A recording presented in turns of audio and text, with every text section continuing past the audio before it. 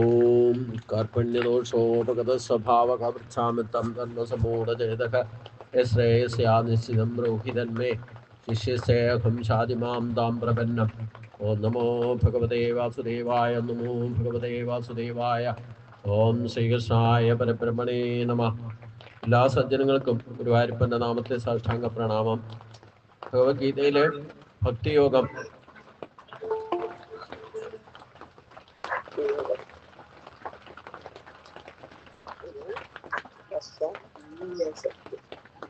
ഭക്തിയോഗമാണ് നമ്മൾ ചിന്തിക്കാൻ തുടങ്ങിയിരുന്നത്. കഴിഞ്ഞ ദിവസം 15 ശ്ലോകങ്ങൾ നോക്കി.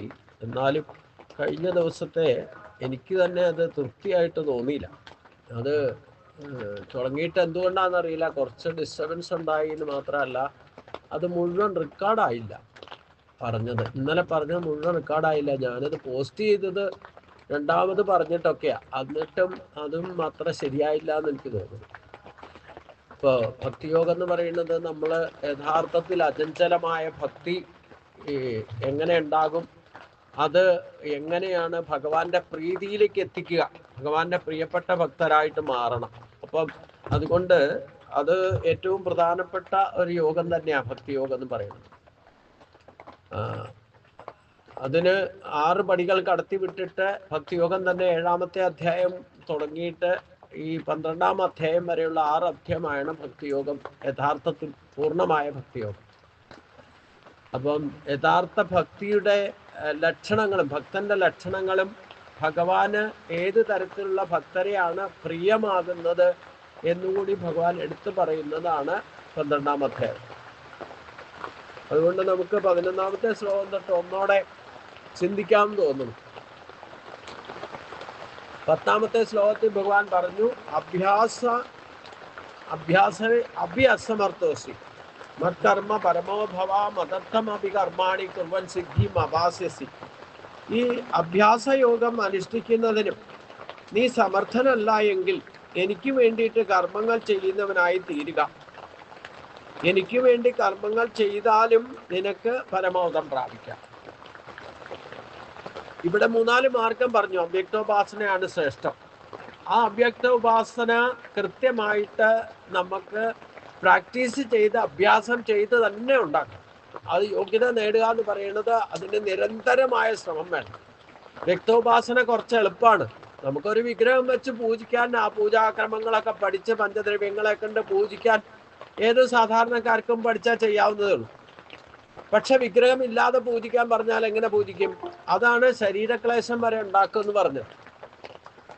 കാരണം ഈ നമുക്ക് പ്രത്യേക ഒരു ലക്ഷ്യമോ ഒരു മുമ്പിൽ എന്തെങ്കിലും കാണാനൊന്നും ഇല്ല, കേൾക്കാനും ഒന്നുമില്ല എന്നുണ്ടെങ്കിൽ എങ്ങനെ ഉപാസിക്കുക ഈശ്വരശക്തിയെ?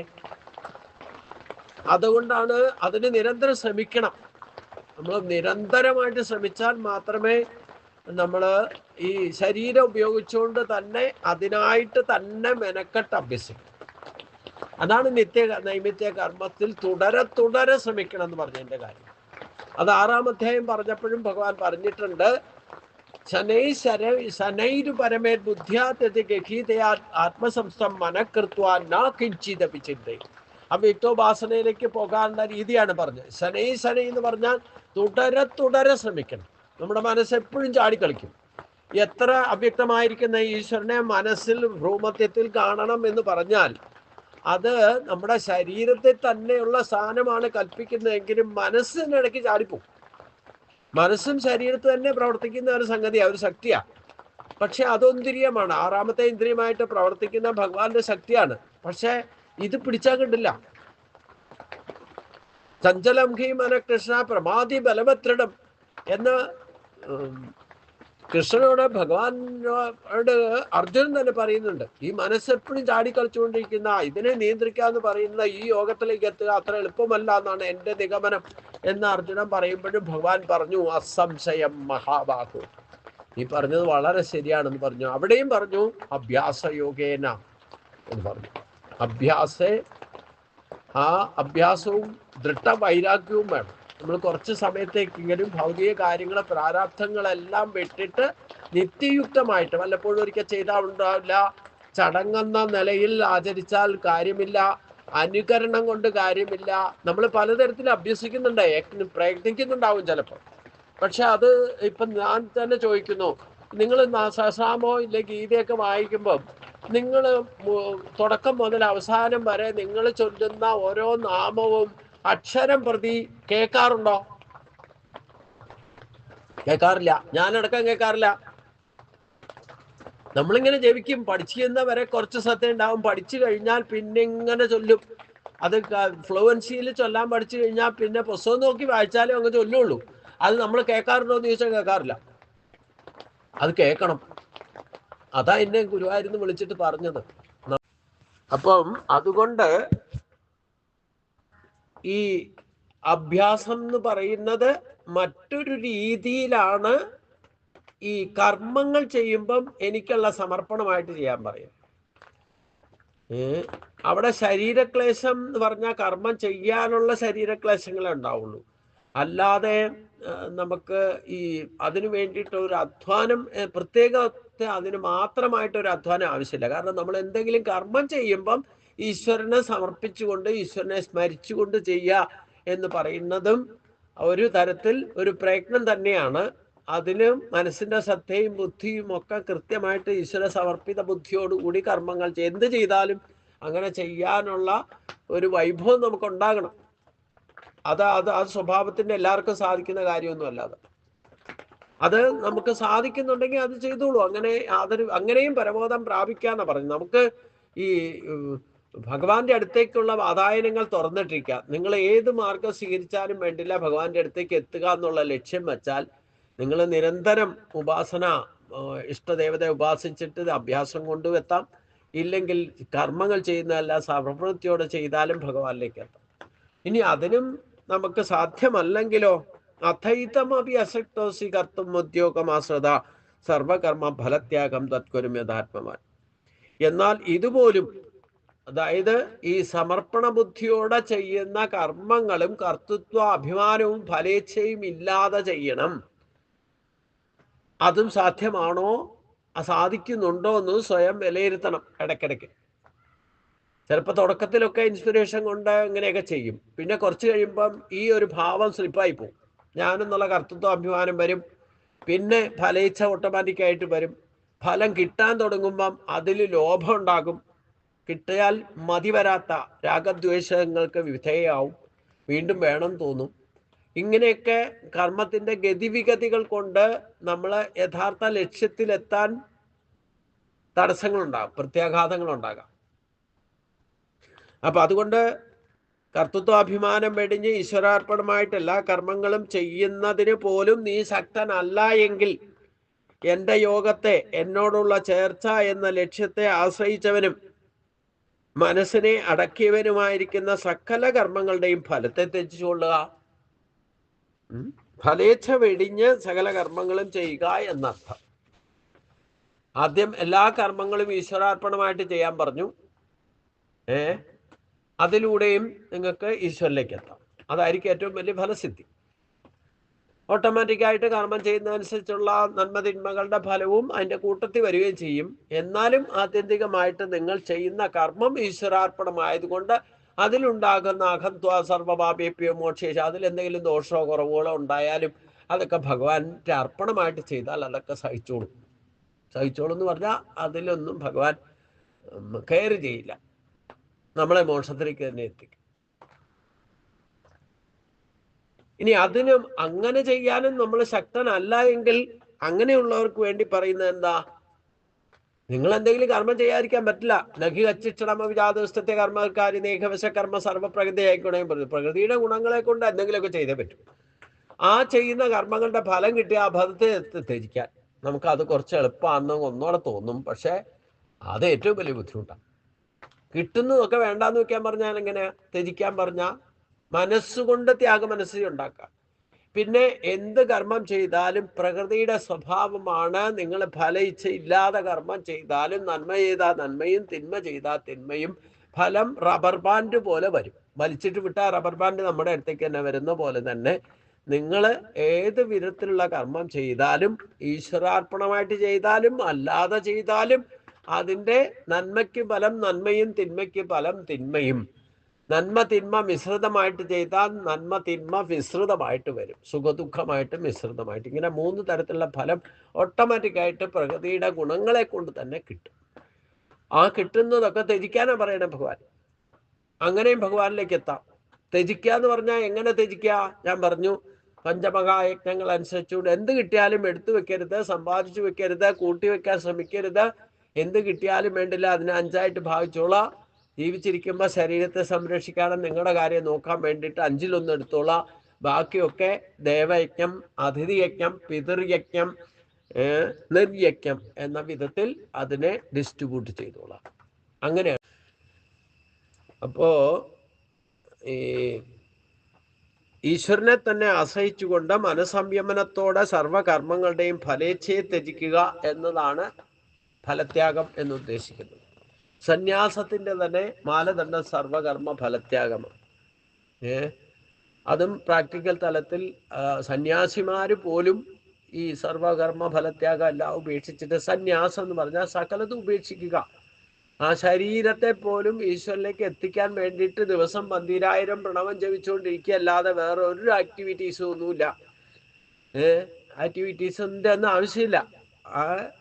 ഈ പറയുന്ന പോലെ അടിയന്തരങ്ങളോ ഒന്നും സന്യാസിക്ക് ചെയ്യേണ്ടതായിട്ടില്ല, അഗ്നിഹോത്രം ചെയ്യേണ്ടതായിട്ടില്ല. അങ്ങനെ എല്ലാ കാര്യങ്ങളിലും തന്നിലേക്ക് തന്നെ മടങ്ങി ആ ദേഹത്തെ ഉപേക്ഷിച്ച് ഈശ്വരനിലേക്ക് എത്താൻ വേണ്ടിയിട്ടുള്ള ഒരു യോഗത്തിലാണ് സന്യാസയോഗം എന്ന് പറയുന്നത്. അത് ആ സന്യാസയോഗം സ്വീകരിച്ചാലും പർണശാല കെട്ടി താമസിക്കണം, 1 വർഷക്കാലം ഉപാസന നടത്തണം, ഇഷ്ടദേവതയെ ഉപാസിക്കാൻ, ദൃഢമായിട്ട് ഉപാസിക്കാൻ വേണ്ടിയിട്ട് ആ താൽക്കാലികമായിട്ട് ഒരു തീർത്ഥ നദീക്കരയിലോ ഇല്ലെങ്കിൽ അതുപോലെയുള്ള തീർത്ഥ ക്ഷേത്രത്തിൻ്റെ പരിസരത്തോ ഒക്കെ പർണശാല കെട്ടി താമസിച്ച് ഉപാസനയിൽ ദൃഢത വരുത്താൻ വേണ്ടിയിട്ട് കുടീചിക അവസ്ഥയിൽ സന്യാസിയിരിക്കണം. പിന്നെ അത് കഴിഞ്ഞാൽ പരിവ്രാജകനാകണം. പിന്നെ തീർത്ഥസ്ഥാനങ്ങളൊക്കെ സന്ദർശിക്കണം, മഹാഗുരുക്കന്മാർ സന്ദർശിച്ചിരുന്നോ വസിച്ചിരുന്ന സ്ഥലത്തൊക്കെ സന്ദർശിക്കണം. അതുപോലുള്ള ബദരി, ഭരദ്വാജാശ്രമം ഇങ്ങനെയുള്ള സ്ഥലങ്ങളൊക്കെ സന്ദർശിക്കണം. അതുപോലെ നിങ്ങൾക്ക് മഹാഗുരുക്കന്മാരെ, അവധൂതന്മാരെ അടക്കം പോലും ചിലപ്പോൾ കാണാനും ദർശിക്കാനും അവരിൽ നിന്ന് ഉപദേശം, ഈ ഉപാസനയിൽ ദൃഢത വരുത്താൻ വേണ്ടിയിട്ട് സത്സംഗങ്ങളിൽ പങ്കെടുക്കണം. അതിനു വേണ്ടിയിട്ട് ആ പരിവ്രാജന ഒരിടത്ത് മാത്രം സ്ഥിരമായിട്ട് താമസിക്കാൻ പാടില്ല. ഇങ്ങനെ സഞ്ചരിച്ചുകൊണ്ടിരിക്കണം. എന്നാൽ ഈശ്വരനിൽ സ്ഥിരമായ ഉപാസന ഉണ്ടായിരിക്കുകയും വേണം. ആ നിഷ്ഠയിൽ വർത്തിക്കുകയാണ് 2ാമത്തെ സ്റ്റെപ്പ്. 3ാമത്തെ സ്റ്റെപ്പിലാണ് സന്യാസം സ്വീകരിച്ചയാളെ പരമഹംസനാക്കണം. പരമഹംസൻ എന്ന് പറഞ്ഞാൽ എന്താ? 100% ചിന്തയിലും വാക്കിലും പ്രവൃത്തിയിലും ഗുണദോഷങ്ങളെ തിരിച്ചറിയാൻ സാധിക്കുന്നവനായിട്ട്, പരമഹംസനായിട്ട് ഒരിടത്ത് വസിക്കാം, സ്ഥിരവാസമാകാം ആ സമയത്ത്. അപ്പൊ നമ്മളെ സമീപിക്കുന്നവർക്ക് ജ്ഞാനമാർഗം, അവരെ ചോദിക്കുന്ന സംശയങ്ങൾക്കും പ്രതിപാദേന പരിപ്രശ്ന സേവയ ഉപദേശത്തിലേക്കാനും അങ്ങനെ ഒരു ഗുരുസ്ഥാനത്തേക്ക് എത്തുകയാണ് പരമഹംസനായാൽ. അപ്പം മറ്റുള്ള ഭക്തജനങ്ങൾക്ക് ഇല്ലെങ്കിൽ സജ്ജനങ്ങൾക്ക് മാർഗദർശനം കൊടുക്കേണ്ടത് ഈ പരമഹംസ സ്ഥാനത്തിലെത്തിയിരിക്കുന്ന സന്യാസിയുടെ ഡ്യൂട്ടിയാണ്. അടുത്ത സ്റ്റേജിലാണ് അവധൂത അവസ്ഥയിലേക്ക്, രാജയോഗത്തിലേക്ക് എത്തുക. രാജയോഗത്തിലേക്ക് എത്തിയാൽ ഈ പരമഹംസത്വം വിടും. പിന്നെ ഈ പ്രപഞ്ചത്തിലെ ഒന്നും കണ്ടാൽ ഒന്നിലും ഭ്രമിക്കാതെ, വേഷഭൂഷാദികളിലും ഒന്നും ശ്രദ്ധിക്കാതെ ഈശ്വരനെ മാത്രം തൻ്റെ ഉള്ളിൽ പേറിക്കൊണ്ട് നടക്കുന്ന ഒരവസ്ഥയാണ് അവധൂത അവസ്ഥ എന്ന് പറയുന്നത്. നിസ്സംഗനായിക്കൊണ്ട്, യാതൊരു വികാര വിചാരങ്ങളും ഇല്ലാതെ, ശരീരത്തെ പോലും ശ്രദ്ധിക്കുന്നതിൽ, കുളിച്ചാലും പല്ല് തേച്ചാലും ആരെങ്കിലും ഉപദ്രവിച്ചാലും ഒന്നും പരിഗണിക്കാത്ത ഒരു നിസ്സംഗ ഭാവത്തിലേക്ക് എത്തുക, ജഡഭരതന്റെ കൂട്ട്. അതാണ് അവധൂത അവസ്ഥ. അവധൂത അവസ്ഥയിൽ എത്തിയാലും പ്രണവമന്ത്രത്തിന്റെ ഉപാസന വിടരുന്ന് പറഞ്ഞിട്ടുണ്ട്. ശരീരമുള്ളിടത്തോളം കാലം പ്രണവ ഉപാസനാ മന്ത്രം സന്യാസി സ്വീകരിച്ചിരിക്കണം. അത് 12,000 എങ്കിലും ഒരു ദിവസം ജപിക്കണം എന്ന് നിയമമുണ്ട്. അവസാനം പ്രണവമന്ത്രത്തിൽ മാത്രം നിർത്തിക്കൊണ്ട് ഗീതയിൽ 8ാം അധ്യായത്തിൽ പറയുന്ന പോലെ തയ്യാറായിട്ടിരിക്കുക. എപ്പോഴാണ് ഭഗവാന്റെ കൃപ ലഭിക്കുക അപ്പോൾ ശരീരം ത്യജിക്കുന്നവർ. അല്ലാതെ നമ്മൾ സ്വയം ശരീരം ഉപേക്ഷിച്ചു പോകുക എന്ന് പറഞ്ഞാലും അതിനും ഒരു സമയം വരണം. ഭീഷ്മ പിതാമഹന് സ്വച്ഛന്ത വൃത്തി ഉണ്ടായിരുന്നെങ്കിൽ, അനുഗ്രഹം ഉണ്ടായിരുന്നെങ്കിലും ഭഗവാൻ ശ്രീകൃഷ്ണന്റെ സാന്നിധ്യത്തിൽ ധർമ്മോപദേശമൊക്കെ ചെയ്ത് അത് കഴിഞ്ഞിട്ടാണ് 45 ദിവസം വരെ കാത്തു കിടന്നു, ഉത്തരായനം വരണ കാത്തു കിടന്ന് ഭഗവാന്റെ സാന്നിധ്യത്തിൽ ഭഗവാന്റെ കൃപ കൊണ്ടാണ് ഭീഷ്മ പിതാമഹൻ സ്വന്തം ശരീരത്തെ ഉപേക്ഷിക്കുന്നത്. അപ്പം ഇതാണ് സന്യാസത്തിന്റെ ഗതി. ഏത് ശങ്കര പാരമ്പര്യത്തിൽ പോയാലും വേണ്ടില്ല, സന്യാസ നിയമം ഇതനുസരിച്ച് പാലിക്കണം. അതാണ് സർവകർമ്മ ഫലത്യാഗം. ഇതിനിടയ്ക്ക് വെച്ച് നമസ്കരിക്കുന്നതോ അവരിത്ര വെക്കണമെന്നോ ഇല്ലേ അതിനുള്ള നിയമങ്ങൾ എന്തൊക്കെ വയ്ക്കുന്നു അതിൽ ഭ്രമിക്കുക. ഭൂഷഭൂഷാദികളോ ഈ ധനധാന്യങ്ങളിലോ ഒന്നും സന്യാസി ഭ്രമിക്കാൻ പാടില്ല. അതിലൊക്കെ ഭ്രമിച്ചാൽ പിന്നെ പക്കാ ബിൽഡിംഗ് ഉണ്ടാക്കി താമസിക്കാൻ പാടില്ല. അതാണ് ഇന്ന് പല ആ വിഷയത്തിലേക്കായിരിക്കും നിങ്ങൾ പോവുക. അതുകൊണ്ട് ഈ ധ്യാനം എന്ന് പറയുന്നത് തന്നെ പർട്ടിക്കുലർ ഒരു ധാര മുറിയാതെ ഒഴുകുന്ന ഒരേ വിഷയത്തെ പറ്റി ചിന്തിക്കുന്നതാണ് ധ്യാനം. അല്ലാതെ പിറ്റേ ഒരു ധ്യാനത്തിന്റെ എന്താ പറഞ്ഞ യോഗ മാറ്റൊക്കെ ഇരുന്നിട്ട് മേടിച്ചുകൊണ്ട് വന്നിട്ട് അതിന്റെ മുകളിൽ ഇരുന്നാൽ ധ്യാനമൊന്നും തന്നെ നടക്കുന്നില്ല. ധ്യാനം നടക്കുന്നത് എന്താ? പല വിഷയങ്ങളും നമുക്ക് ധ്യാനിക്കാൻ പറ്റും. ഒന്ന് ചെയ്തുകൊണ്ടിരിക്കുമ്പോൾ മറ്റൊന്നിനെ ചിന്തിക്കാൻ പറ്റും. ഏത് വിഷയമാണോ നിരന്തരം നിങ്ങൾ ചിന്തിക്കുന്നത് അതായിരിക്കും സദാ തദ്ഭാവഭാവിത എന്ന് പറയും. എന്തിനെയാണോ നിങ്ങൾ നിരന്തരം ചിന്തിക്കുന്നത് അതാണ് വാസനാഫലമായിട്ട് മാറുക. ആ കാര്യസാധ്യം നിങ്ങൾക്ക് സാധിക്കുകയും ചെയ്യും. അപ്പൊ ഈശ്വരനെ പറ്റി നിരന്തരം ചിന്തിച്ചാൽ ഈശ്വരനിലേക്ക് എത്തും. മറ്റേതെങ്കിലും വിഷയത്തെ പറ്റി ചിന്തിച്ചാൽ അങ്ങോട്ടെത്തും. അപ്പൊ അതുകൊണ്ടാണ് ഇനി ഇതിൽ ഏതാണ് ശ്രേഷ്ഠം എന്ന് പറയുന്നുണ്ട്. ശ്രേയോഹി ജ്ഞാനം അഭ്യാസ ജ്ഞാനാധ്യാനം വിശിഷ്യതേ ധ്യാന കർമ്മ ഫലത്യാഗ ത്യാഗാചാന്തിരനന്തരം. ഈ അഭ്യാസം എന്തിനാ? ജ്ഞാനം ലഭിക്കാൻ.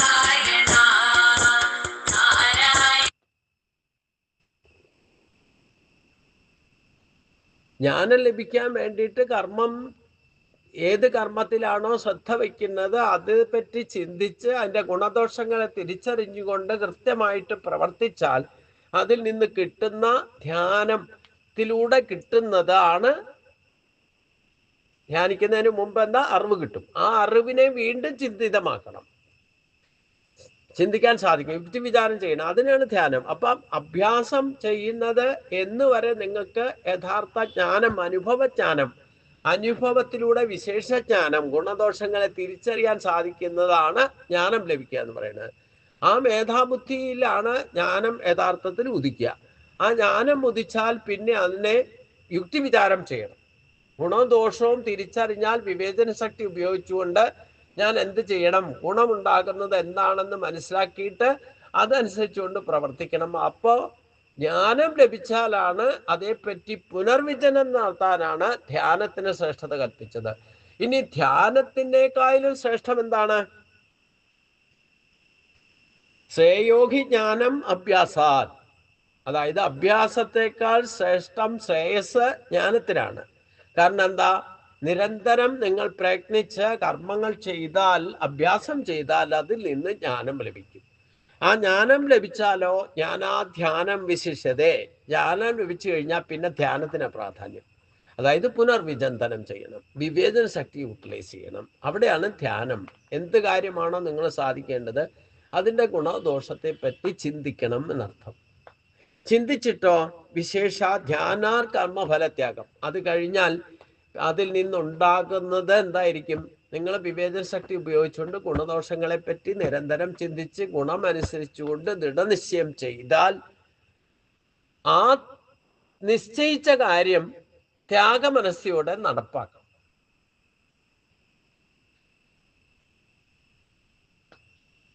അവിടെ ഞാനെന്ന ഭാവം, കർത്തൃത്വ അഭിമാനം വരാൻ പാടില്ല. പിന്നെ ഫലേച്ഛ ഉണ്ടാകാൻ പാടില്ല. അതായത് പ്രത്യക്ഷമായിട്ടോ പരോക്ഷ നിങ്ങൾ നിശ്ചയിച്ച കാര്യം അങ്ങോട്ട് ചെയ്യാം. അതിലെന്ത് കിട്ടും? സിദ്ധ്യോ സമോഭൂത്വ എന്നുള്ള അവസ്ഥയിൽ ഫലേച്ഛ ഇല്ലാതെ കർമ്മം ചെയ്യുക. ആ കർമ്മം ചെയ്യാൻ ദൃഢനിശ്ചയം ബുദ്ധി കൊണ്ട് തീരുമാനമെടുത്താൽ അത് ചെയ്യാൻ വേണ്ടിയിട്ട് ബാക്കിയെല്ലാം ത്യജിച്ചിട്ട് അത് ചെയ്യണം. അത് ചെയ്താൽ അതിൽ നിന്ന് ഓട്ടോമാറ്റിക്കായിട്ട് നിങ്ങൾ ഗുണമനുസരിച്ചു കൊണ്ടാണ് ചെയ്യുന്നതെങ്കിൽ അതിൻ്റെ ഗുണഫലങ്ങളായിരിക്കും നിങ്ങൾക്ക് വരിക, ഓട്ടോമാറ്റിക്കായിട്ട് വരും. ഇനി ദോഷം ഗുണം തിരിച്ചറിയാതെ ദോഷത്തെ ആശ്രയിച്ചുകൊണ്ടാണ് കർമ്മം ചെയ്യുന്നതെങ്കിൽ അതിന് ദോഷഫലം വരും. എന്ത് കിട്ടിയാലും വേണ്ടില്ല, പാപമായാലും പുണ്യമായാലും നല്ലതായാലും ചീത്തയായാലും സത്ഫലമായാലും ദുഷ്ടഫലമായാലും ഫലത്യാഗമാണ് ശ്രേഷ്ഠം. എന്ത് കിട്ടിയാലും സർവകർമ്മ ഫലത്യാഗമാണ് ഉത്തമം എന്നാണ് ഇവിടെ പറയുന്നത്. അത് പെട്ടെന്ന് ഈശ്വരിൽ എത്താനുള്ള എളുപ്പമാർഗമാണ്. അതായത് അഭ്യാസത്തെക്കാൾ, ജ്ഞാനരഹിതമായിരിക്കുന്ന അഭ്യാസത്തേക്കാൾ, ജ്ഞാനമില്ലാതിരിക്കുമ്പോഴാണ് നമ്മൾ പ്രവൃത്തി ചെയ്യുന്നില്ലെങ്കിൽ യഥാർത്ഥ ജ്ഞാനം ലഭിക്കില്ല. അനുഭവജ്ഞാനമാണ് ഏറ്റവും വലിയ ശ്രേഷ്ഠം. അപ്പൊ അനുഭവജ്ഞാനം ഉണ്ടാകണമെങ്കിൽ നിങ്ങൾ എന്തെങ്കിലുമൊക്കെ പ്രവർത്തിക്കണം. പ്രവർത്തിക്കുന്ന ആൾക്ക് അനുഭവജ്ഞാനം. അതാണ് അഭ്യാസത്തെക്കാൾ, ജ്ഞാനരഹിതമായ അഭ്യാസത്തെക്കാൾ ശ്രേഷ്ഠം. എന്താ? ജ്ഞാനത്തിനാണ് ശ്രേഷ്ഠം. ജ്ഞാനകർമ്മം പറഞ്ഞത് ശ്രദ്ധിക്കുക. ജ്ഞാനത്തോടു കൂടി കർമ്മം ചെയ്യണമെന്ന് പറഞ്ഞു. അപ്പൊ ജ്ഞാനത്തിന്റെ പ്രാധാന്യം.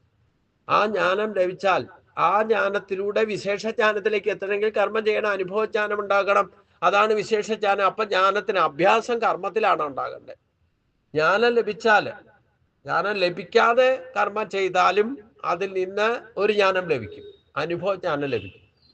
നിങ്ങൾക്ക് കർമ്മത്തെപ്പറ്റി അറിയാതെ എന്തെങ്കിലും ഒന്ന് ചെയ്യണം എന്ന് പറഞ്ഞിട്ടുണ്ട്, വെറുതെ ഇരിക്കരുത്, എന്തെങ്കിലും ചെയ്യാം. കർമ്മത്തെപ്പറ്റിയോ ഇല്ലേ കർമ്മത്തിന്റെ ഫലത്തെപ്പറ്റിയോ യാതൊരു അറിവുമില്ലെങ്കിലും നിങ്ങൾ അഭ്യാസം പ്രയത്നിക്കുന്ന ആളാണെങ്കിൽ ആ പ്രയത്നം നിങ്ങൾക്ക് കർമ്മഫലം യഥാർത്ഥ അനുഭവജ്ഞാനമായിരിക്കും. അപ്പം അഭ്യാസത്തെക്കാൾ ശ്രേഷ്ഠം ജ്ഞാനത്തിനായി.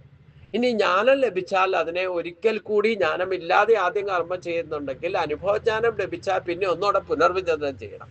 എവിടെയാണ് ദോഷം വരിക, എവിടെയാണ് ഗുണം വരിക എന്ന് നിങ്ങൾക്ക് അനുഭവത്തിൽ നിന്ന് മനസ്സിലായിട്ടുണ്ടാവും.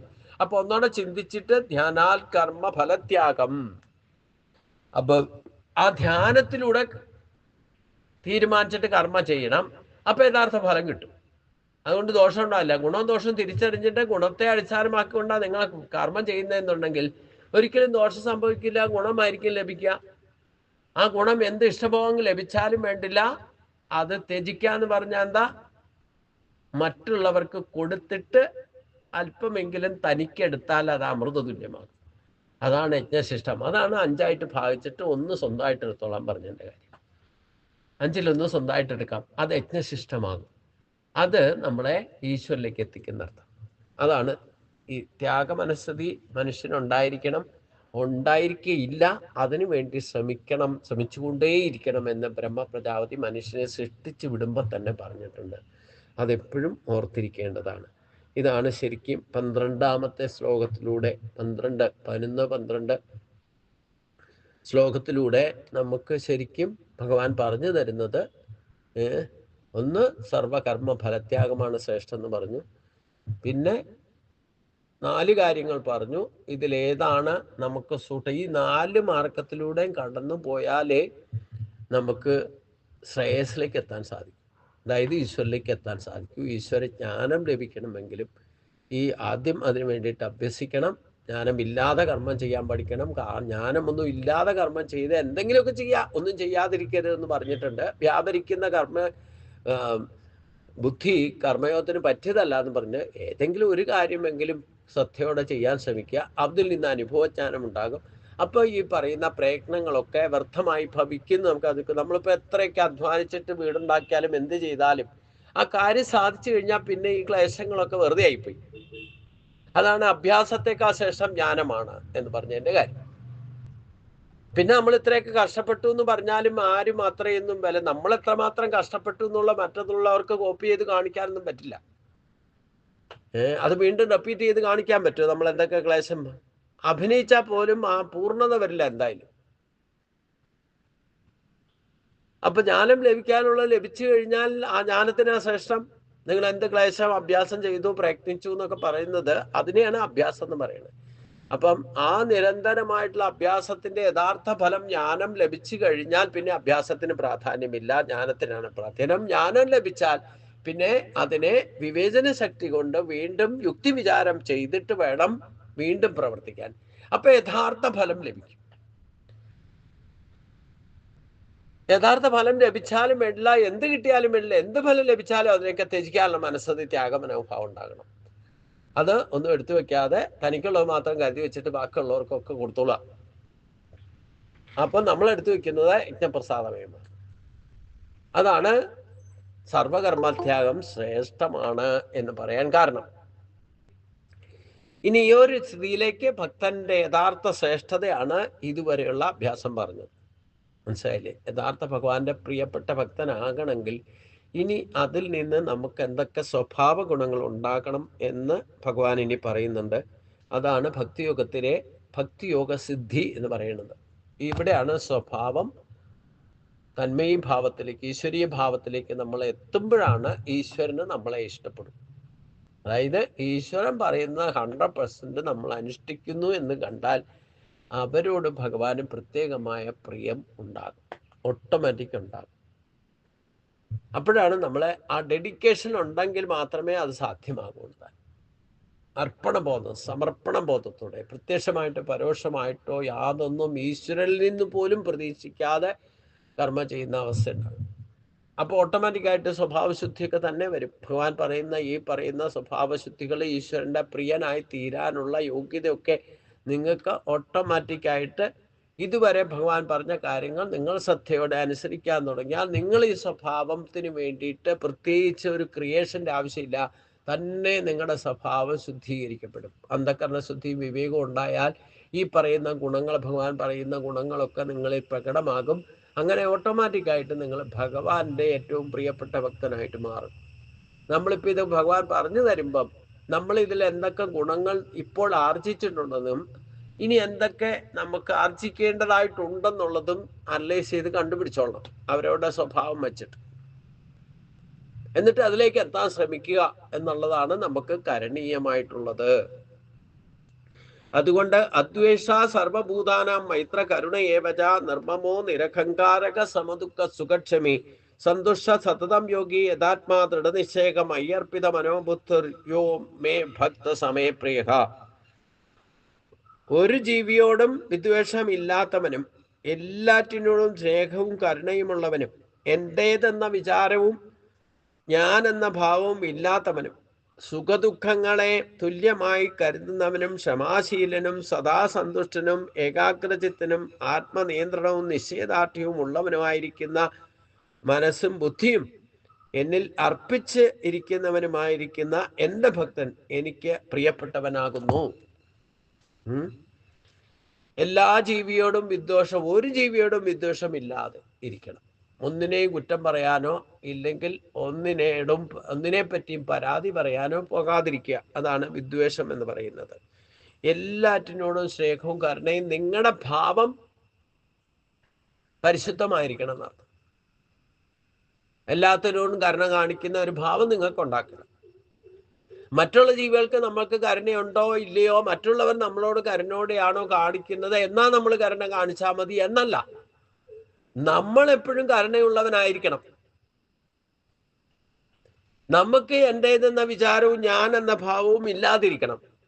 ഇതേ ആറ്റിറ്റ്യൂഡ് മറ്റുള്ളവർക്ക് ഉണ്ടാകണം നോക്കിയിട്ട് നിങ്ങളുടെ സ്വഭാവം മാറ്റിയെന്ന് നോക്കിയാൽ ജന്മത്തിൽ നിങ്ങളുടെ സ്വഭാവം മാറ്റാൻ പറ്റില്ല. കാരണം ആരെയും തത്തുല്യപരായിട്ട് നിങ്ങൾക്ക് കിട്ടില്ല.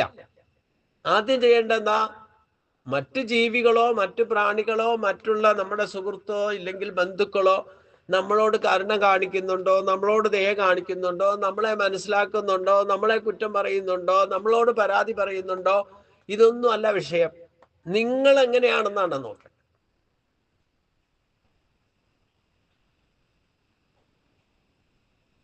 എൻ്റേതെന്ന വിചാരം ഞാനെന്ന ഭാവം ഇല്ലാതെ സുഖദുഃഖങ്ങളെ തുല്യമായിട്ട് കാണുന്നവനായിരിക്കണം. നമ്മുടെ സ്വഭാവത്തിലാണ് ഈ മാറ്റം വരേണ്ടത്.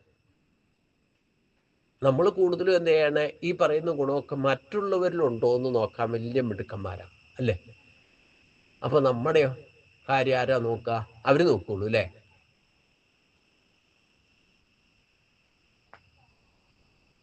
അതല്ല, സെൽഫ് അനലൈസേഷൻ നടത്തണം. ഈ പറയുന്ന ഗുണങ്ങളൊക്കെ നമുക്കില്ലെങ്കിൽ അതിനെയൊക്കെ ഇനി അടുത്തത് പറയുന്നത് എന്താ? യസ്മാനോ ദിജതേ ലോകാനോ ദിജതേ ചേഖ ഹർഷാമർഷ ഭയത്യോഗ മുക്തോയ സജമേ പ്രേഖ.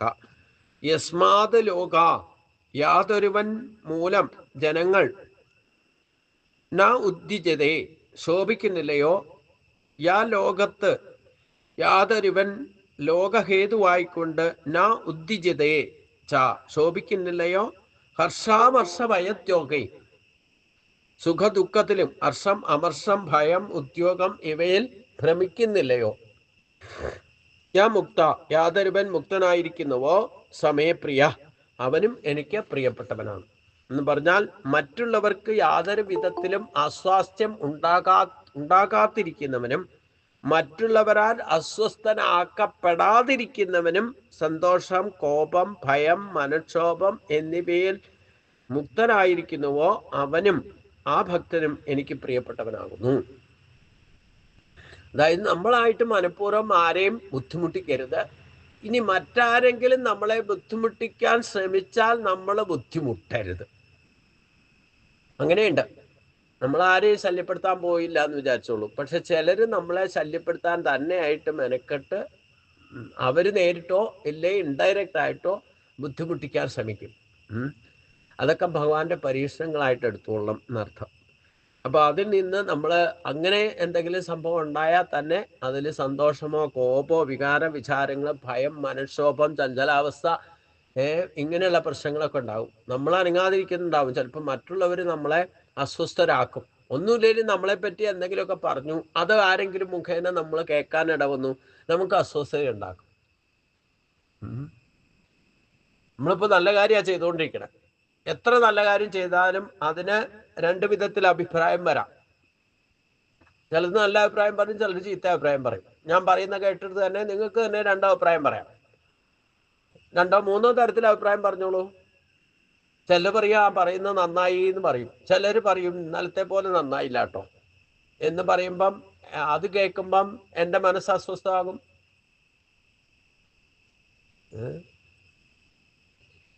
നിസ്സാര കാര്യമാണ്. നിങ്ങളിപ്പം നിങ്ങളോട് ഞാൻ പറഞ്ഞിട്ടുണ്ട്, ഓൺലൈനിൽ വരുമ്പം ഗൂഗിൾ മീറ്റിൽ വരുമ്പം ഓഡിയോയും അല്ലെ വീഡിയോയും ഒക്കെ ഓഫ് ചെയ്ത് വെക്കണം. എന്തെങ്കിലും ആർക്കെങ്കിലും സംസാരിക്കണം എന്നുണ്ടെങ്കിൽ അപ്പോൾ മാത്രം വീഡിയോയും ഓഡിയോയും ഓൺ ചെയ്യുക എന്നൊക്കെ പറഞ്ഞു വെച്ചാലും ഇടയ്ക്ക് അറിയാതെ ചിലപ്പം കൈ തട്ടിയിട്ടോ ഏതെങ്കിലും വിധത്തിൽ നിങ്ങൾ ഓൺ ചെയ്യും.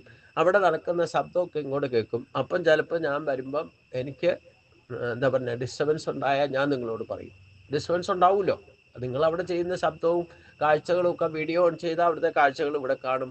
നിങ്ങൾ എന്തെങ്കിലും ശബ്ദം കേൾപ്പിച്ചാൽ ഇല്ലെങ്കിൽ മറ്റാരെങ്കിലും ശബ്ദം കേൾപ്പിച്ചാൽ ഭയങ്കര ക്യാച്ചിങ് പവറാണ്. നമ്മൾ നിസ്സാരികം എന്ന് പറയില്ല, അവിടെ കിടക്കുന്ന ചെറിയ ഒരു സൂചി വീണാൽ പോലും അറിയാം, ഇവിടെ അറിയാൻ പറ്റും. അതുപോലെ ക്യാച്ചിങ് പവർ ഉണ്ടാകും. അപ്പോൾ അത് കേൾക്കുമ്പോൾ ചിലപ്പോൾ നമുക്ക് ഡിസ്റ്റർബൻസ് ഉണ്ടാകുമ്പോൾ ഞാനെന്ന് പറയും, അത് നിങ്ങൾക്ക് വിഷമം ഉണ്ടാക്കും, അസ്വസ്ഥത ഉണ്ടാക്കും. ഈ അവിടുന്ന് ഒരു ശബ്ദം കേട്ടിട്ട് ഡിസ്റ്റർബൻസ് ഉണ്ടാക്കിയാൽ നിങ്ങൾ ആരെങ്കിലും മർമറിങ്ങിന് നടത്തിയാൽ പോലും ഞാൻ അറിയും, അത് ഡിസ്റ്റർബൻസ് ഉണ്ടാക്കും. അതേപ്പറ്റി നമ്മൾ തുറന്നു പറഞ്ഞാൽ അത് വിഷമം ഉണ്ടാക്കും, അത് അസ്വസ്ഥത ഉണ്ടാക്കും. അല്ലേ? ഇങ്ങനെയൊക്കെ അസ്വസ്ഥത ഉണ്ടാവണം. അപ്പം നമ്മൾ മനഃപൂർവ്വമായിട്ട് ഒരാളെ അസ്വസ്ഥപ്പെടുത്തരുത്. മറ്റാരെങ്കിലും നമ്മളെ അസ്വസ്ഥപ്പെടുത്താൻ ശ്രമിച്ചാൽ നമ്മൾ അസ്വസ്ഥരാകാതിരിക്കാനും ശ്രദ്ധിക്കണം. ഇല്ലെങ്കിൽ എന്താ കുഴപ്പം? ഈ സന്തോഷവും കോപവും വികാര വിചാരങ്ങൾക്ക് നമ്മൾ അടിമയായി പോകും. അതില്ലാതിരിക്കാനാണ് ഇങ്ങനെ ഒരു പക്വത, നിസ്സംഗ ഭാവം കൊണ്ടുവരണം എന്ന് പറഞ്ഞത്. അങ്ങനെ ഈ പറയുന്ന ഭൗതിക വ്യവഹാരത്തിൽ ഉണ്ടാകുന്ന ഗതിവിഗതികളിൽ നിന്നും മുക്തനായിരിക്കുന്നവനെ എനിക്ക് പ്രിയമാണെന്നാണ് പറഞ്ഞത്. നമ്മൾ ഈ ജീവിതം സാധാരണ ജീവിതം നയിക്കുമ്പോൾ ഈ പറയുന്ന പ്രശ്നങ്ങളൊക്കെ ഉണ്ടാകാം. നിങ്ങൾ ഭക്തിയിലേക്ക് പോകുന്ന ചിലപ്പോൾ കുടുംബത്തിൽ ബാക്കി ആരും ഭക്തരായിരിക്കില്ല, നിങ്ങൾ മാത്രമേ ഉണ്ടാവുള്ളൂ. അപ്പം നിങ്ങളെ പല കാര്യങ്ങളും അവിടെ ഡിസ്റ്റർബൻസ് നിങ്ങൾക്ക് തന്നെ തോന്നും. അവിടെ ബാക്കിയുള്ളവർ എന്നെ മനസ്സിലാക്കുന്നില്ലോ എന്നൊക്കെ, അതൊക്കെ നിങ്ങൾക്ക് മനസ്സിലാക്കുന്നില്ലെന്നോ തോന്നുന്നുണ്ടെങ്കിൽ പോലും അത് നമുക്ക് അസ്വസ്ഥത ഉണ്ടാക്കും. നമ്മളെ ആരും മനസ്സിലാക്കാതിരിക്കുക, അവരെ നമ്മൾ മനസ്സിലാക്കാതിരിക്കുക, രണ്ടും സംഭവിക്കുമല്ലോ. അപ്പോഴൊക്കെ അസ്വസ്ഥത ഉണ്ടാകും. അവിടെ വികാര വിചാരങ്ങൾക്ക് അടിമയാവും. അവിടെ പെരുമാറ്റത്തിൽ വേരിയേഷൻസ് ഉണ്ടാകും. അത് നമുക്ക് ഡിസ്റ്റർബൻസ് ഉണ്ടാക്കും. അപ്പൊ ഇങ്ങനെയുള്ള പ്രശ്നങ്ങൾ കൺസിക്വൻസീസ് എന്തുണ്ടായാലും അതിൽ നിന്ന് മുക്തനായിട്ട് നിസ്സംഗഭാവത്തിൽ ഈശ്വരനിൽ തന്നെ ഉറച്ചു നിൽക്കുന്നവരെയാണ് ഭഗവാൻ ഇഷ്ടം എന്ന് പറഞ്ഞു. ഇത് വാമനാവതാരത്തിൽ മഹാബലിക്ക് പലതരത്തിൽ ഡിസ്റ്റർബ് ചെയ്യാൻ ഭഗവാൻ തന്നെ ശ്രമിക്കുന്നുണ്ട്. അപ്പൊ ഭഗവാൻ പറയുന്നുണ്ട്, അതെ ഞാൻ അങ്ങയ്ക്ക് പോലും എന്നെ മനസ്സിലായിട്ടില്ല എന്ന് എന്ത് തെളിവാണല്ലോ. ഞാനിപ്പോ ഈ ചെയ്യുന്നതൊക്കെ അന്ന് ബ്രഹ്മപ്രജാപതിക്ക് എന്നെ മനസ്സിലാക്കാത്ത സംഭവങ്ങളൊക്കെ ഉണ്ട്, പലതും ഉണ്ട്. ശ്രീകൃഷ്ണന്റെ ചരിതാമൃതത്തിൽ നമ്മൾ കാണുന്നുണ്ട് ബ്രഹ്മപ്രജാപതിയും ഇന്ദ്രനും ഒന്നും മനസ്സിലാക്കാതിരിക്കുന്നതൊക്കെ.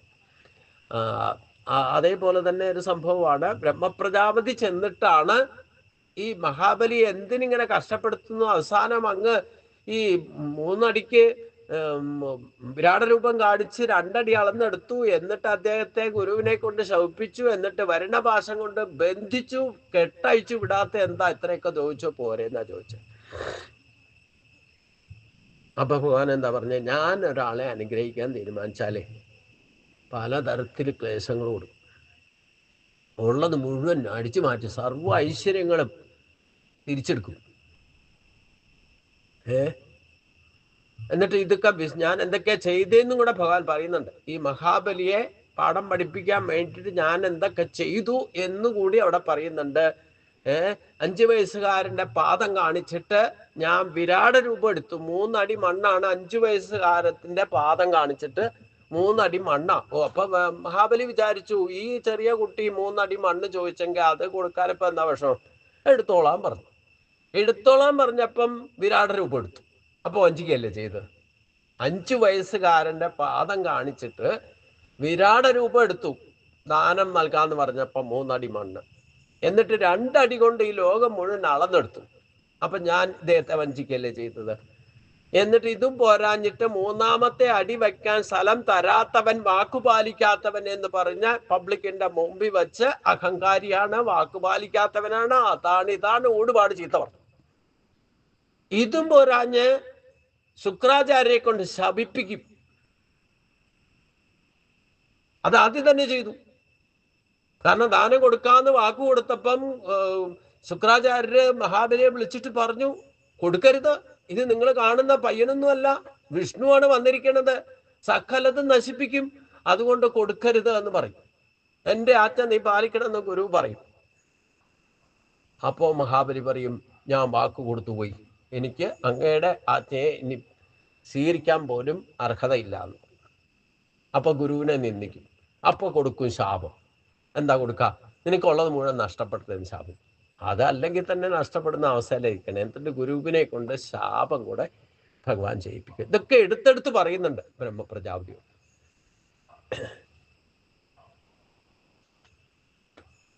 എന്നിട്ട് ഇനി ബാക്കിയുള്ള ചിങ്കടികളെല്ലാം കൂടെ ഈ മഹാബലിയുടെ പാർഷദന്മാരായിട്ടുള്ള അസുരന്മാര്, സുഹൃത്തുക്കളും എല്ലാവരും കൂടി വിഷ്ണുവിനെ ആക്രമിക്കാൻ വേണ്ടിയിട്ട് അവിടെ തന്നെ ദേവാസുര യുദ്ധം നടക്കാനുള്ള സംവിധാനം ഉടത്തെഴുന്നേറ്റ് വന്നു. അപ്പോഴത്തേനുമാണ് ഭഗവാൻ ഈ മഹാബലിയെ തന്നെ വരുണപാശം കൊണ്ടങ്ങ് ബന്ധിച്ചു. നിങ്ങളുടെ യജമാനെ ബന്ധിച്ചു, ഇനി നിങ്ങൾ ഒറ്റയാണ് അനങ്ങരുന്നു. അസുരന്മാരെല്ലാം കൂടെ യുദ്ധത്തിന് വരാൻ തുടങ്ങി. അപ്പോഴവരെ അടക്കാൻ വേണ്ടിയിട്ട് നിങ്ങളുടെ യജമാനെ ഞാൻ ബന്ധിച്ചിരിക്കുന്നു, ഇനി നിങ്ങൾക്ക് ആർക്കും യുദ്ധം ചെയ്യാൻ അധികാരമില്ല, ഇവിടെ സറണ്ടർ ചെയ്തിരിക്കണമെന്ന് പറഞ്ഞു.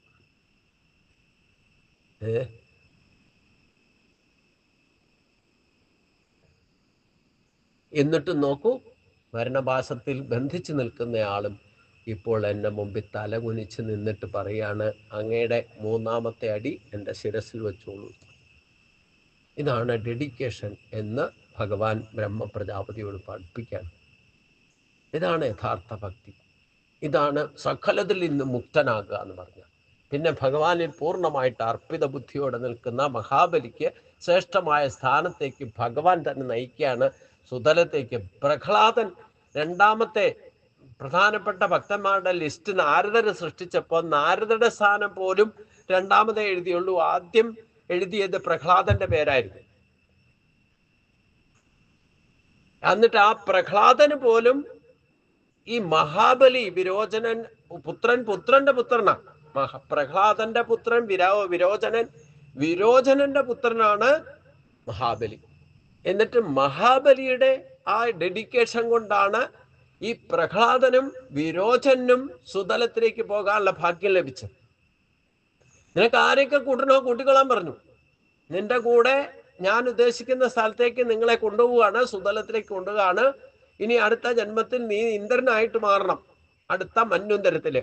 അതുകൊണ്ട് നീ അത്രയും കാലം ഇനി ആസുരീ സ്വഭാവം കാണിക്കാൻ പാടില്ല. അതുകൊണ്ട് നിന്നെ ഒരു സെക്യൂരിറ്റിയിൽ കൊണ്ടിരുത്താൻ പോവുക. അപ്പൊ അവിടേക്ക് നിന്റെ പാർഷദന്മാരായിട്ട് ഇനി ഭാവിയിലും മാറാനുള്ള നിങ്ങൾക്ക് ബന്ധുക്കളെ, സുഹൃത്തുക്കളെ, ആരെ വേണമെങ്കിലും നീ കൂട്ടിക്കൊള്ളാൻ പറഞ്ഞു കൂടെ.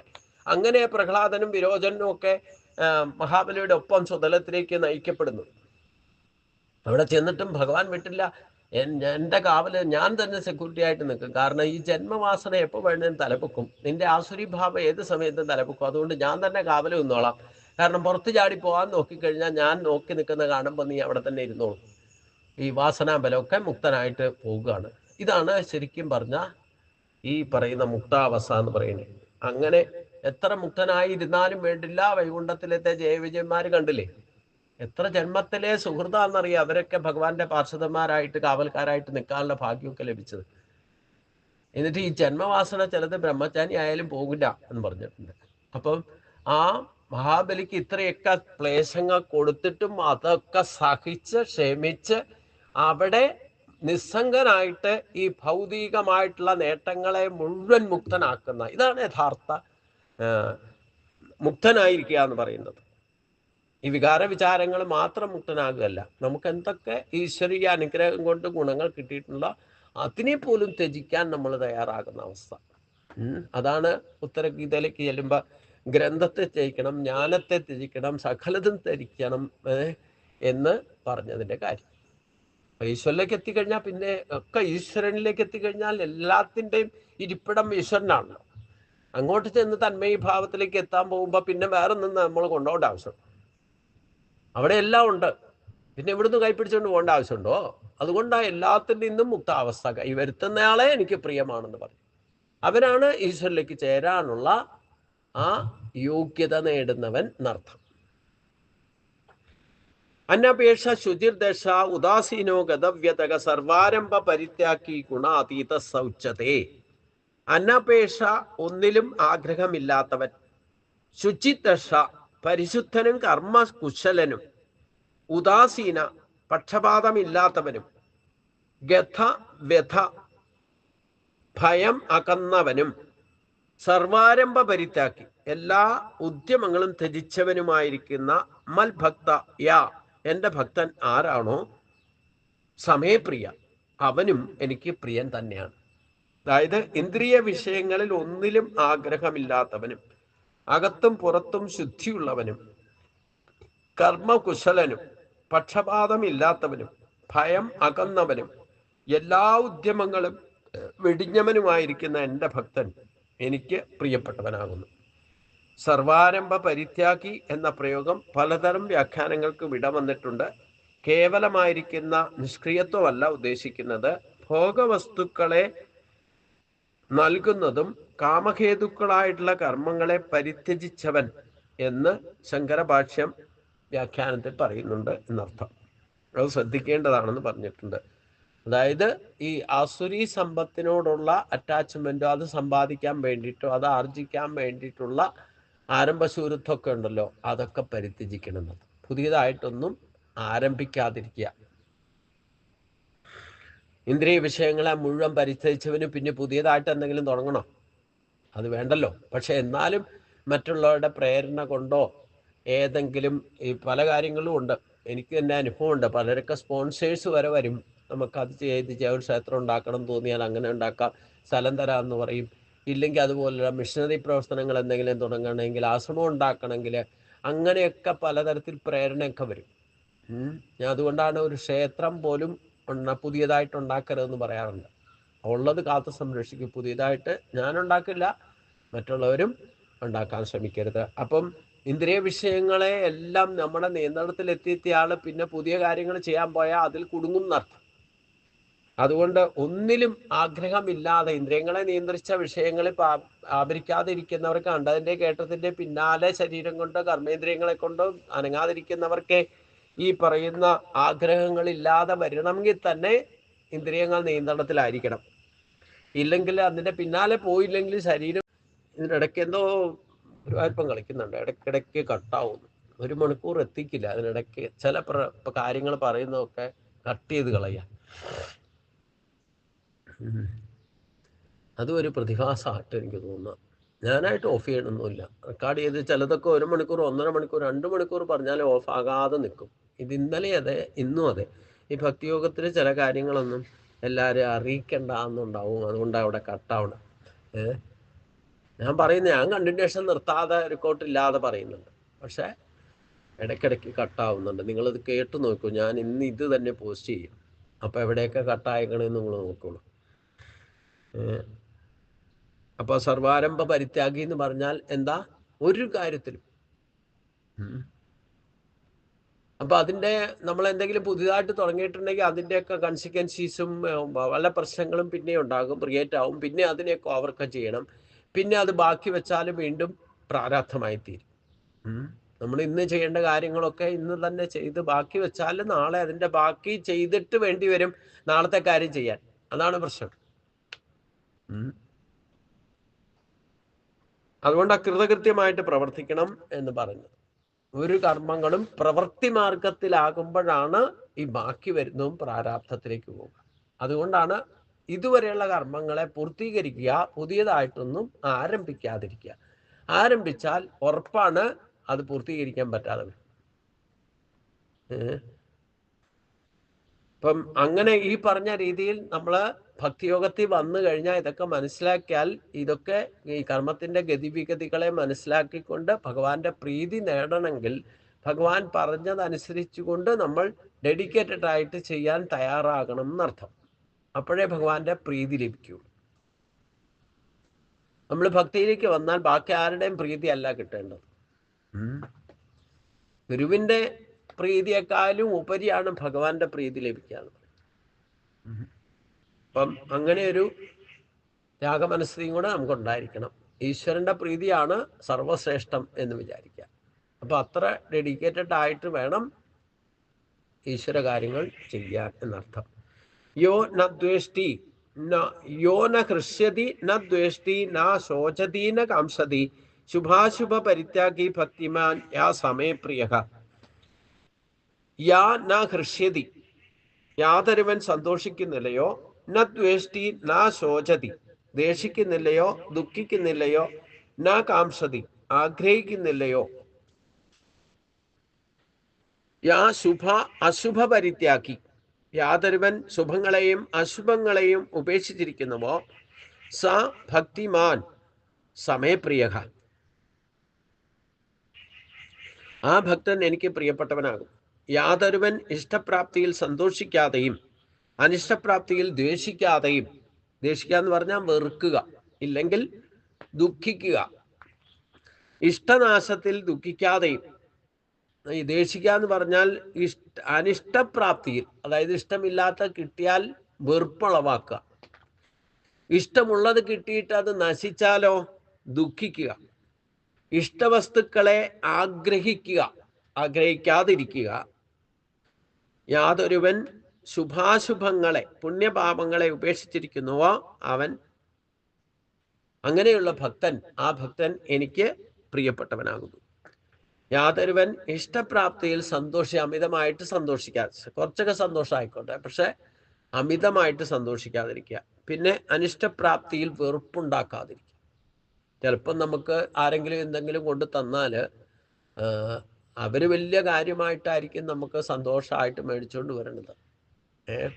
പക്ഷേ അത് നമുക്ക് ഇഷ്ടമല്ലെങ്കിൽ ആ ഓൺ ദി സ്പോട്ടിൽ തന്നെ ചിലപ്പോൾ ചിലർ വെറുപ്പ് കാണിക്കും, ഇതെനിക്ക് ഇഷ്ടപ്പെട്ടില്ല എന്നൊക്കെ പറയും. അങ്ങനെ പാടില്ല എന്നാണ് പറയുന്നത് ഭഗവാൻ. അങ്ങനെ അതിനെ ആരും സന്തോഷത്തോടെ സ്വീകരിക്കുക. അങ്ങനെ ഒരു പക്വത, നിസ്സംഗഭാവം വരണം. അവരുടെ മുമ്പിൽ വെച്ച് തന്നെ നിങ്ങൾക്കത് ഇഷ്ടമില്ല എന്ന് പറഞ്ഞാൽ അതാണ് വെറുപ്പ് ഉണ്ടാക്കുക.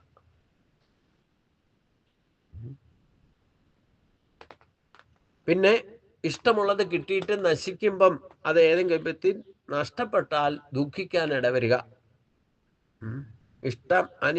ഇഷ്ടനാശത്തിൽ ദുഃഖിക്കാതിരിക്കുക, ഇഷ്ടവസ്തുക്കളെ വീണ്ടും വീണ്ടും ആഗ്രഹിക്കാതിരിക്കുക, യാതൊരുവൻ ശുഭാശുഭങ്ങളെ, അതാണ് നമ്മളെ സഹകാരിക.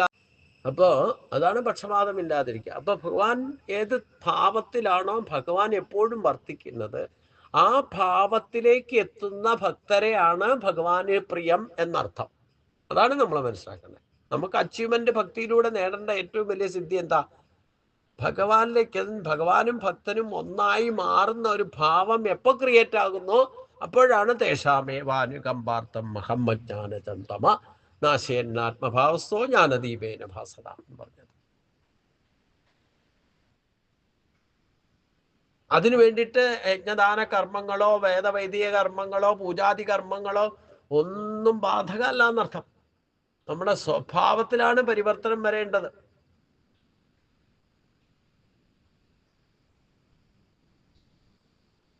കർമ്മത്തിലൂടെ കർമ്മശുദ്ധി വരുമ്പോൾ ഇത് തന്നെ ഉണ്ടാകും. നിങ്ങളത് ക്രിയേറ്റ് ചെയ്യാൻ ശ്രമിക്കൊന്നും വേണ്ട. ആ സ്വഭാവശുദ്ധി, ഈ പറയുന്ന പക്വതയൊക്കെ തന്നെ വരും. ശത്രുവിനോട് പോലും നമുക്ക് വെറുപ്പില്ലാതെ പ്രസന്നചിത്തരായിട്ട് സംസാരിക്കാൻ സാധിക്കും, അവരോട് ഇടപെടാൻ സാധിക്കും. ഏവരെയും എപ്പോഴും വാതായനങ്ങൾ തുറന്നിടാം. ഞാനിപ്പം മഠത്തിൻ്റെ വതക് പൂട്ടാറേ ഇല്ല. ഞാൻ കിടക്കുന്ന മുറിയുടെ ഇല്ല, ഗേറ്റിൻ്റെ ഇല്ല. ആർക്ക് വേണമെങ്കിലും എപ്പോൾ വേണമെങ്കിലും കടന്നു വരാം, ഏത് രാത്രി വേണമെങ്കിലും കടന്നു വരാം. ഇതേപോലെ ഭഗവാന്റെ അടുത്തേക്ക് ചെല്ലാൻ ആർക്കും അർഹതയുണ്ട്. പക്ഷെ അതിനുള്ള യോഗ്യത അവരവർ നേടണം എന്നുള്ളതാണ്. അർഹത ഒരിക്കലും യോഗ്യതയല്ല.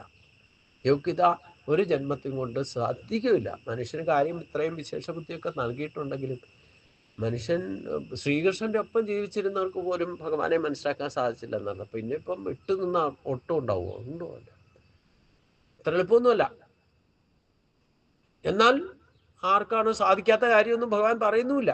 മനുഷ്യജന്മത്തിലൂടെ സാധിക്കാത്ത ഒരു കാര്യവും ഭഗവാൻ ഗീതയിൽ നല്ല ഒരു ശാസ്ത്രവും വെളിപ്പെടുത്തുന്നില്ല.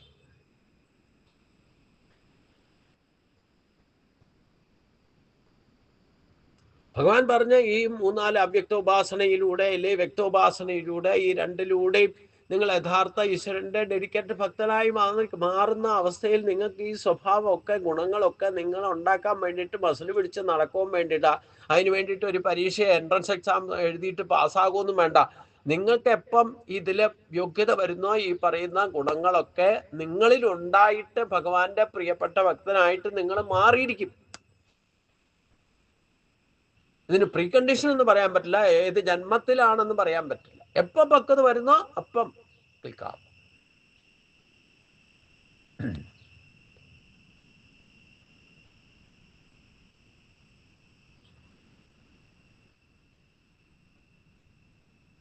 ഇനി 2 ശ്ലോകത്തിൽ പറയുന്നതോ സമൗ ശത്രൗച മിത്രേജ തഥാ മാനാപമാനയോ ശീതോഷ്ണ സുഖദുഃഖേഷു സമസംഗ വിവർജിത തുല്യ നിന്ദാ സ്തുതിർമൗനി സന്തുഷ്ടോ യേന കേനചിത് അനികേത സ്ഥിരമതിർഭക്തിമാൻ മേ പ്രിയോ നരഹ.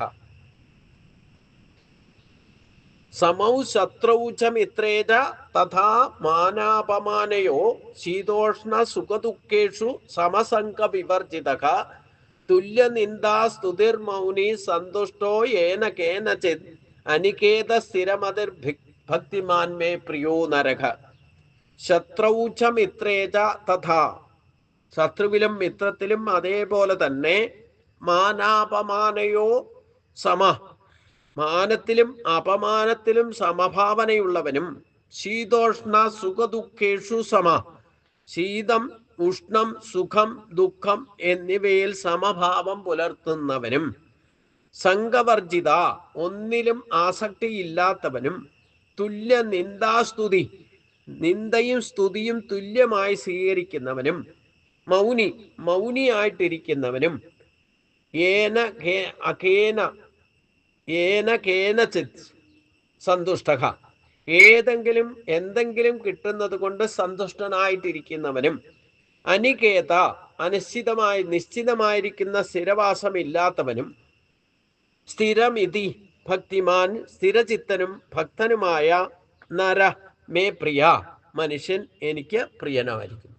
അപ്പൊ ഇത്രയും പറഞ്ഞതിൽ ഈ 2 ശ്ലോകം അവസാനിക്കുമ്പോഴാണ് ഭഗവാൻ ഭക്തനായിരിക്കുന്ന ഈ പറയുന്ന രീതിയിലുള്ള മനുഷ്യരെ ആണ് എനിക്കിഷ്ടം എന്ന് പറഞ്ഞു.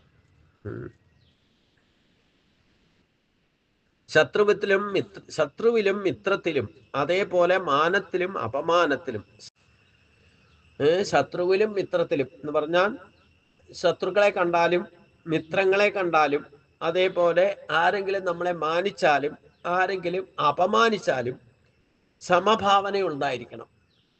പിന്നെ തണുപ്പ് ചൂട് സുഖം ദുഃഖം എന്നിവയിൽ സമചിത്തനായിരിക്കണം. ഇതുണ്ടാകണം എന്നുണ്ടെങ്കിൽ ഭഗവാൻ 2-ാം അധ്യായത്തിൽ പറഞ്ഞത് നമ്മൾ അനുസരിക്കണം. എന്താ പറഞ്ഞത്? മാത്രാ സ്വശാസ്തു കൗന്ദേയ ശീതോഷ്ണ സുഖദുഃഖ ആഗമാപായിനോ അനിത്യത്താം തിദിശ്വസ്വ ഭാരതം. ചൂട്, തണുപ്പ്, സുഖം, ദുഃഖം, ലാഭം, നഷ്ടം, ജയം, പരാജയം, ജനനം, മരണം, ഈ ദ്വന്ദ്ഭാവത്തെ ഒക്കെ സഹിക്കണം എന്ന് പറഞ്ഞു. ഈ സഹിച്ച് സഹിച്ച് സഹിച്ചേ ഈ സമചിത്തത വരും. അല്ലാതെ ഒരു സുപ്രഭാതത്തിലൊന്നും നമുക്ക് ഈ സമഭാവനയൊന്നും വരില്ല. ഈ ശത്രുവിനോടും മിത്രത്തിനോടും സമഭാവത്തിൽ പെരുമാറണമെന്ന് പറഞ്ഞാലും ഈ പക്വത ശത്രുവിനെയും മിത്രത്തിനെയും തമ്മിലുള്ള ഈ പറയുന്ന കൂട്ടിക്കലർപ്പും വിരോധവും തമ്മിൽ അങ്ങോട്ടും ഇങ്ങോട്ടും കുറ്റപ്പറയലും യുദ്ധം ചെയ്യലും അങ്ങോട്ടും ഇങ്ങോട്ടും തല്ല് പിടിക്കലും ഇതൊക്കെ പല പ്രാവശ്യം ചെയ്താലേ നമുക്ക് ഈ സമഭാവന വരും.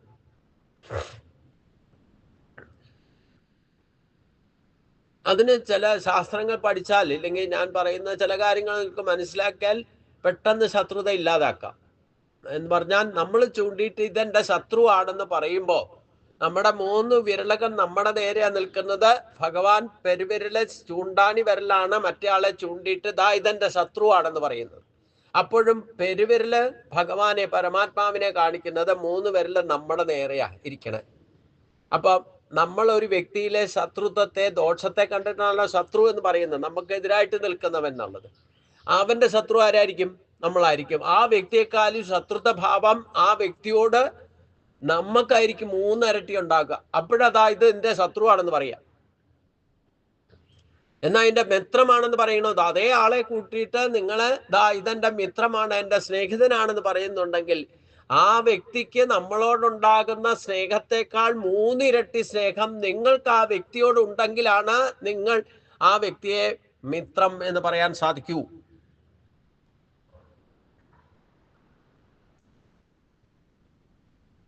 നിങ്ങളൊരു വ്യക്തിയിലെ നല്ലത് കണ്ടെത്തണമെന്നുണ്ടെങ്കിൽ നിങ്ങളിൽ ആ വ്യക്തിയേക്കാൾ 3 ഇരട്ടി നന്മ നിങ്ങളുടെ കയ്യിലുണ്ടായിരിക്കണം.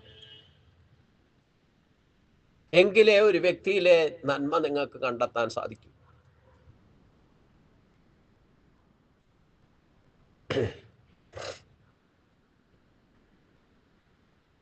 ഒരു വ്യക്തിയെ നിങ്ങൾക്ക് സ്നേഹിക്കണമെങ്കിൽ ആ വ്യക്തി നമ്മളെ സ്നേഹിക്കുന്നേക്കാൾ 3 ഇരട്ടി സ്നേഹം നിങ്ങൾക്ക് ആ വ്യക്തിയോടുണ്ടെങ്കിലേ ആ വ്യക്തിയോട് നിങ്ങളെ മിത്രമായിട്ടോ സ്നേഹിതനായിട്ടോ കാണാൻ സാധിക്കൂ.